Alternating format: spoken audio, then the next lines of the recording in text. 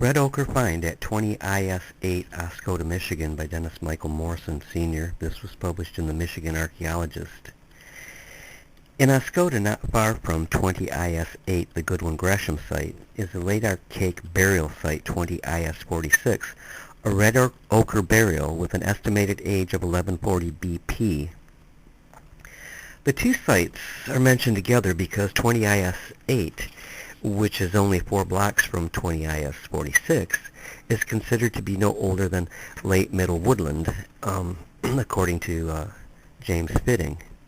I have recently found what I believe may be a link between site 20 IS 8 and 20 IS 46, and if indeed there is a link, then the cultural horizon of the Goodwin Gresham site would be pushed back further than anyone previously imagined. The evidence to be described here, plus the fact that a large number of dust and points have surfaced, or have been surface collected from the Goodwin Gresham site, leads me to believe that the age of 20 IS 8 must be examined in a new light. On October 13, 1986, I was walking at 20 IS 8. I often recovered pot shards from the ground surface there. As I walked, I saw hundreds of ant hills, and all were the common yellowish color, save for one that stuck out like a sore thumb, and it was almost a blood red. I got my equipment together and began excavations. I laid out a square 4 feet by 4 feet. I had a difficult time keeping the sides squared off as the loose sand of the site kept caving in on my work. For the first 5 inches of work, I found cultural remains including pottery, chert flakes, and fragmentary bone. From 5 to 12 inches below the surface, the sand was quite sterile. The only thing unusual in these layers was a trail of red ochre that was being brought up to the surface by the ants. At a depth of 17 inches below the ground surface, we found a deposit of red ochre. This layer was 7.5 inches thick and was rich red in color. The total depth to the bottom of the red ochre from the ground surface was 25.5 inches. In length and width, this find covered an area about 24 inches by 80 inches, and there was a total of about 10 gallons of red ochre stained sand. Included in the red ochre deposit were some stone artifacts. There was a broken projectile point that I feel was used as a knife. Its edges and tips show a great deal of rough use that would not be ordinary for a projectile point or for a knife cutting softer items. The chert was a dark gray and had a waxy feel to it, suggesting perhaps heat treatment. A concretion of pebbles in a hard dark brown matrix was found next to the broken projectile. Also present were 2 chert flakes and 2 grinding stones. One of the grinders was flat on both sides and contained pyrite. The other was wedge-shaped. It is interesting to note that there was not a trace of pottery, even though on the surface pottery is found in abundance. The actual deposit of red ochre was in a depression that gave me the idea that the sand had been scooped out originally and the red ochre placed there. Uncovering this red ochre at 20 IS 8 leads to some interesting conclusions. Dr. James Fitting, in his book The Archaeology of Michigan, claims that this site is late middle woodland in age. Personal pottery and point finds, plus a look at materials from the Smith, Bisonet, and Wagner collections, leads me to believe this is correct. It would, however, appear that 20 IS 8 could very well be a multi-component site with a buried, archaic horizon. Although dust and points such as are found at 20 IS 8 were typical in the archaic, they are not exclusive to that period. It has been suggested that the dust and points may not be a discrete type, but rather may be a longer variant of stem notched points.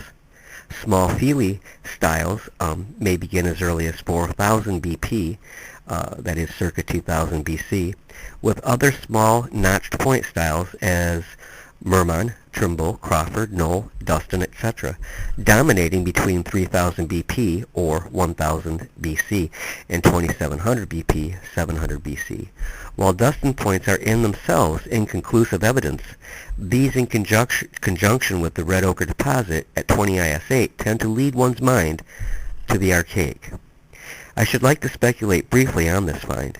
In northern Michigan, red ochre is not commonly found in archaeological context. Since the red ochre at 20 IS 8 is less than half a mile from the red ochre burial at 20 IS 46, it must be concluded that these sites are related.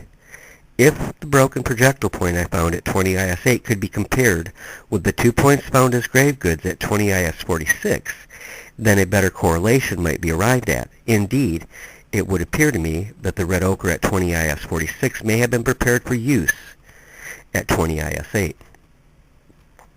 Now, I did make another small find of red ochre, not far away from this, but at the old Lynette Creek site. And it was, in fact, an article written on it by me and published in Indian Artifacts magazine. And it is titled "The Prehistoric Makeup Kit," and is as follows. It was a typical sweltering day here in the summer near Lake Huron, and with shovel in hand, pack on my back, and 4-year-old trudging at my shorts, I entered the humid woods with some trepidation. The buzzing of a zillion mosquitoes made me pray that the deep woods off really worked. There was a fine point to this otherwise summer dog day. Nothing smells sweeter than the Michigan pine forest, as the humidity seems to amplify the fragrant, musty scents. I had my area of excavation marked out as test digging earlier in the week had revealed pottery shards. As I dug on a day like this, sweat pouring into the ground from my brow, I almost feel as though the earth and I truly become one. This day, the earth was very good to me. I was digging next to an ancient riverbank on the site I've come to know well and have named the old Lynette Creek site. The site is eroding away, and I've been saving what I can over the years. Michigan archaeologists can't be bothered, it seems, so I've taken to working the site when I can. My son Dennis and I were about our work but a brief time when at a depth of about 4 inches I unearthed a finger pestle and a small stone bowl.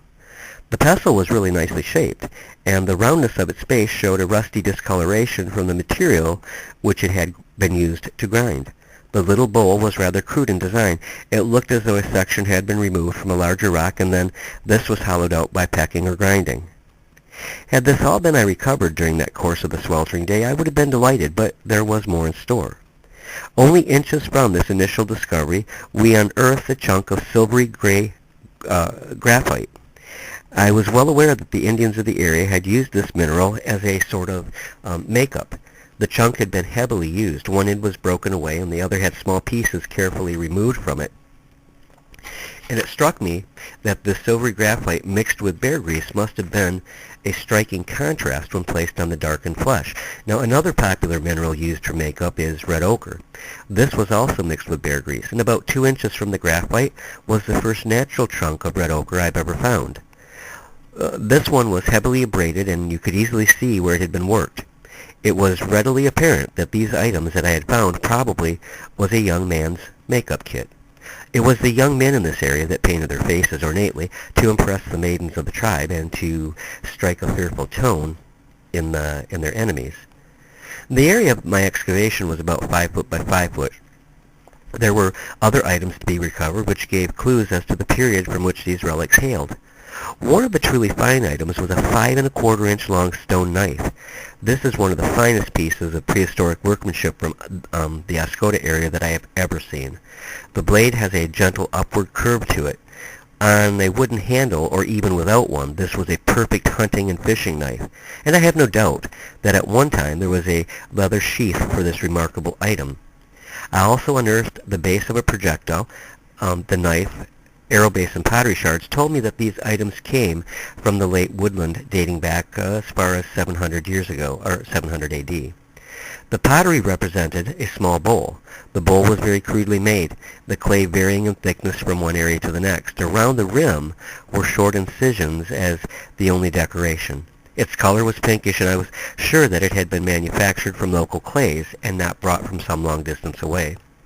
As I stood on this ancient bank, I could see the present creek bank, and there by chance was a young man skinning a freshly caught fish.